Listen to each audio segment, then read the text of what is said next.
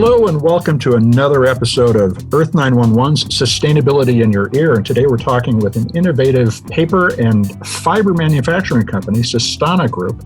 Our guest is Michele Bartolini, and she's the Senior Marketing Director of the organization. Michele, thanks for joining us today. Well, thank you for having me, Mitch. Well, now you guys are doing a number of interesting circular economy projects. You've worked with Starbucks. You have both a fiber company, which gathers and recycles fibers for use in food packaging. That's the Sustana Group. And then you have Rolland Paper, which is a 130-year-old paper business, which is also focused heavily on recovering and reusing paper in its manufacturing. How has the cradle-to-cradle approach that you described, and if you could talk a little about that, we'd appreciate it. How's it affected the business, and is it a good business move to have done this?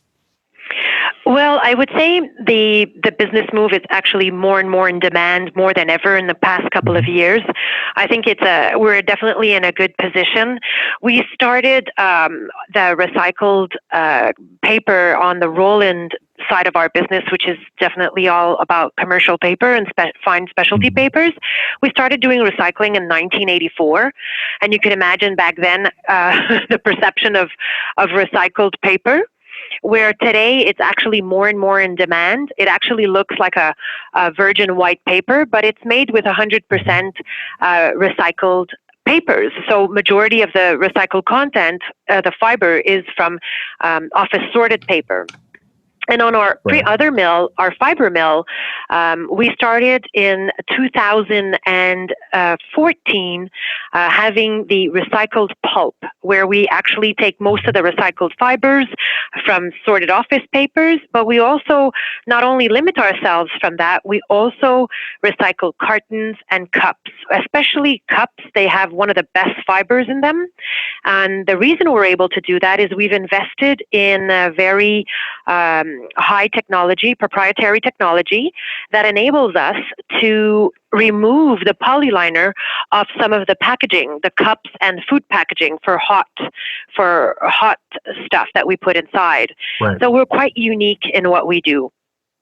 Well, and the idea of being able to drink from a Starbucks cup or to eat food from a box that has been fully consumer recycled it's encouraging.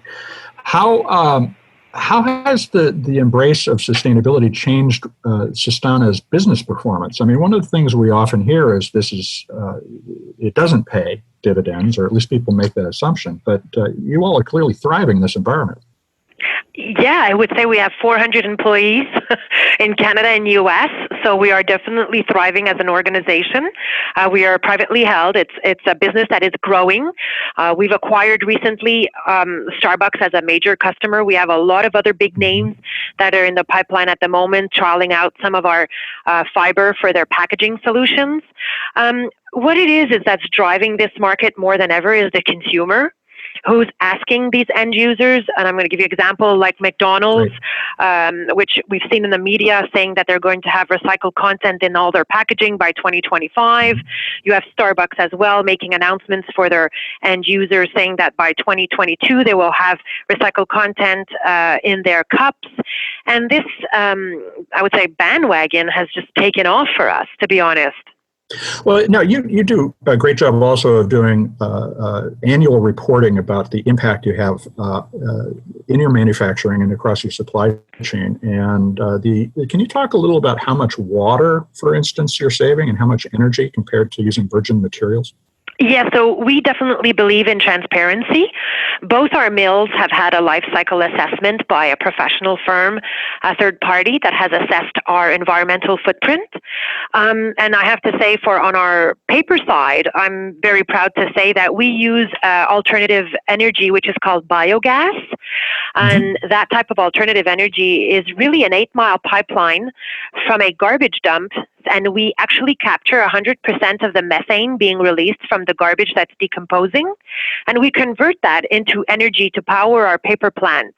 So 93% of our energy is from biogas.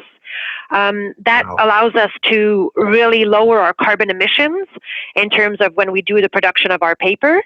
And as well, we've invested in technology for water consumption. So on the paper side, we actually recycle our water 30 times before putting it back out into the river system. And the water that goes out is cleaner than what comes in. And we use 17% less water in the production of our products on the paper mill. On the other side of our pulp business, the other angle we have on the environment is we actually process 2.2 million pounds of waste paper every day. That allows us every year to recycle enough paper to reduce landfill space by over 1 million cubic yard, which saves over 4 million trees. So we really make sure that we invest in a wastewater treatment technology. The byproducts that we have as well from the production of our products, we transform it into animal bedding for farmland. So we really, really try to embrace a circular economy and closing the loop on our sustainable manufacturing. So even the materials that aren't useful in the next generation of product could be sent off for animal bedding, for instance. So you're using every part of the buffalo you bring down. Yes, we try. Whatever materials we can salvage to reuse and to put back into the earth, we do. Well, let's talk about the Starbucks relationship, because last year you did a trial with them and prevented the landfilling of millions of cups. How's that going, and what can consumers expect to see in cup technology over the next couple of years that they should be looking out for? I think for the cup technology, for the consumer, it's transparent to the eyes. It's not something they can definitely see. But what you can see while you're at a Starbucks shop is you can see that their cups have 10% recycled content added to it. That is our EnviroLife FDA-approved pulp, which we use in that fabrication of the cup.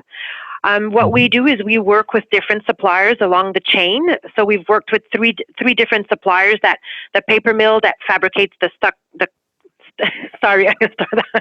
So we work with the paper mill that actually fabricates the cup stock. And then from that cup stock, it's sent to a converter. So we work through the supply chain to educate people that it is possible to leverage paper stock to make a cup with recycled content in it. So it's been going very well with Starbucks. They have been continuing this process with us. We continue to pick up some of their cups to re-put in our pulper and use the whole manufacturing process to give out the end use of recycled pulp. So would a coffee consumer, and I'm a heavy one, one of Starbucks' best customers, I bet, tens of thousands of my dollars, should we be looking for that number on the cup to rise from 10% to 20% or 30%? Is that something that is feasible, or do you need to use virgin materials in every generation of cup as well? There is a portion of virgin materials. They do have a plan by 2022 to increase the recycled content in their cup. Unfortunately, I can't answer the percentage. That's up to Starbucks to define, but there is a plan for them by 2022 to increase the content that is existing in their cup. At the moment, it is 10%.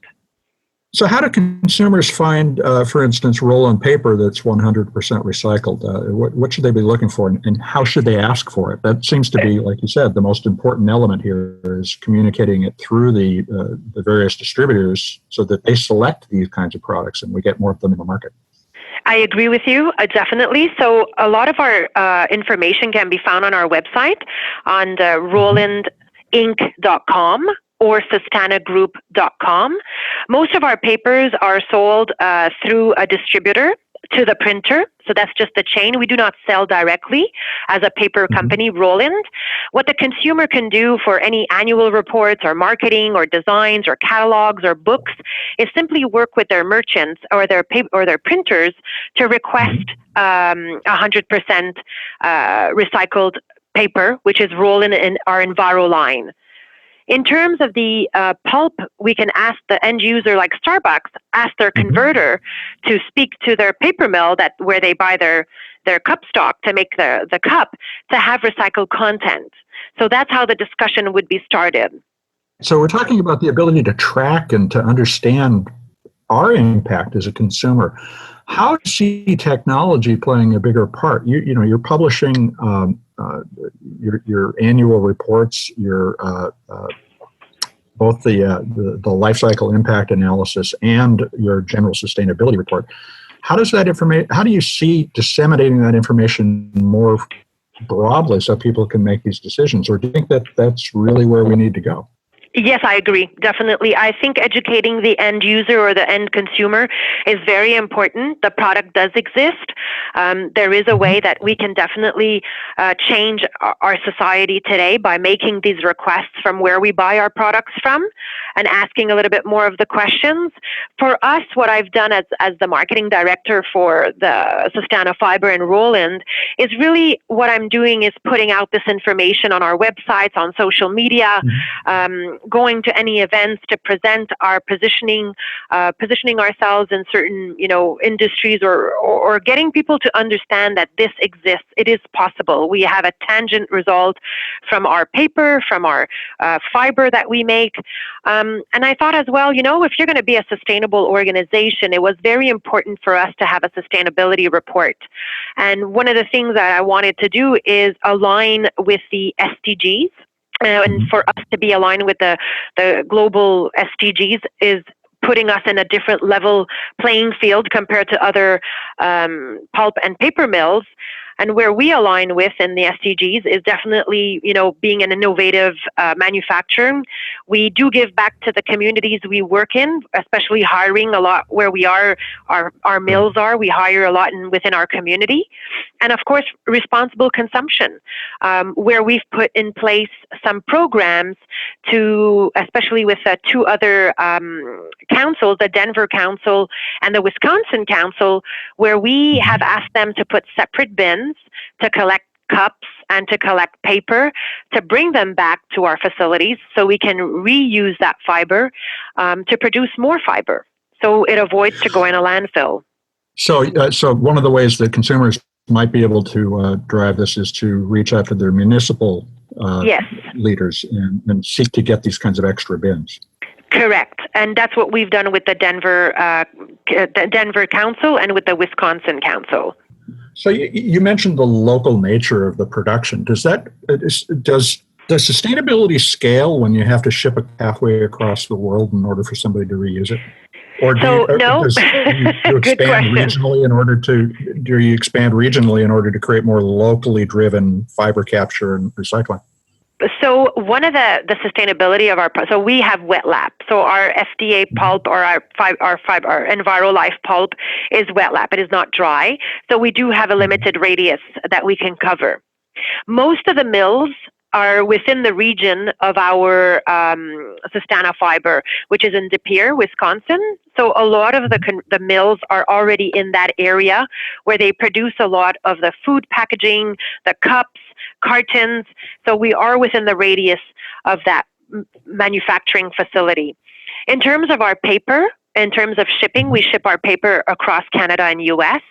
We do look at transport companies that have an ecological means to their transport with the lowest carbon emissions. So we do have trucking companies that have side skirts to lower the carbon emission on their transport.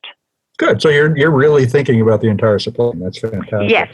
What would you say the biggest three changes that we could make as a society to improve the collection of materials and recycled fibers might be? I'd love to hear your thoughts on that. Yeah, no, I definitely think recently we've had a big influx of this discussion since there's been a ban with the U.S. and China for the garbage being exported overseas. We have to relook in our own backyard how we are processing garbage. I think one of the first things is that our collection system that captures garbage needs to be looked at. They unfortunately are inconsistent across North America. Many sorting centers lack the resources needed to separate the waste. We are very focused on a linear stream instead of having multiple streams to collect different types of garbage. I think that's something that needs to be discussed, and how to improve our garbage collection, and as a society, impose that on our municipalities or on our councils. So the other thing that really stands out in what you just said is that the consumer, by sorting more effectively at home, and I think they actually do this and it gets mixed back up in the single stream system we have now, could make the biggest impact. I mean, if we were making sure that our cups, our paper plates, or whatever it is that people might be using are being gathered in one bin so that they could be taken directly to a paper specialist, that would be a more efficient way of going about this than the sorting system that you were just describing. Correct. The consumer has more power than they think. They are the one who's actually taking the dollar out of their pocket to purchase an item. So they are ultimately, the force driving the demand in the supply chain and the change.